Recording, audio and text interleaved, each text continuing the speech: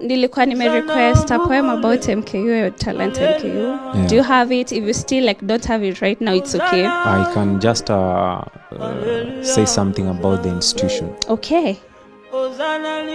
Ni shule na chuo ambacho kimetambulika si tu kwenye taifa letu la Kenya, ila hata katika mabara na mataifa mbalimbali nchini Afrika. Nazungumzia si shule nyingine ila shule inayofahamika kama Mount Kenya University. Jamani, mwanzilishi wa shule hii ni nani? Ni mtoto wa nani? Alizaliwa wapi? Alilelewa wapi shujaa huyu? Hakika amekuwa taa njema kwenye jamii, huleta suluhu ambalo limeweza kusaidia jamii yetu. Ni jambo la maana sana kwenye taifa letu. Nisaidie msikilizaji wangu na unisaidie kabisa kumhongera shujaa huyu. Unisaidie kumpa maua yake, makofi yake mwanzilishi mkuu wa Mount Kenya University.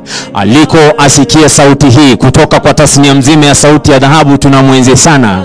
Tunampa maua yake kwa ile kazi mzuri anayoifanya. Nisikilize mwanzilishi mkuu wa Mount Kenya University. Kutoka kwetu tunakutakia maisha marefu, afya njema, zile ndoto zako zote zikaweze kutimia. Hii ni Sauti ya Dhahabu. Jina langu ni Kelvin Nyakundi. Hakika ipo siku Afrika na dunia mzima bila shaka itafurahia kwa sababu yetu. Shukrani. Kumbuka tunakupenda na kukuenzi sana. Kelvin, your voice, I just need to be listening to it every time. Thank you so much. It's amazing. I really and I hope that appreciate message gets to them. Amen. Because this is amazing. You see the platform we have right here. Wonderful. We've seen what they're producing. You're one of the products. True. And it's amazing. Exactly.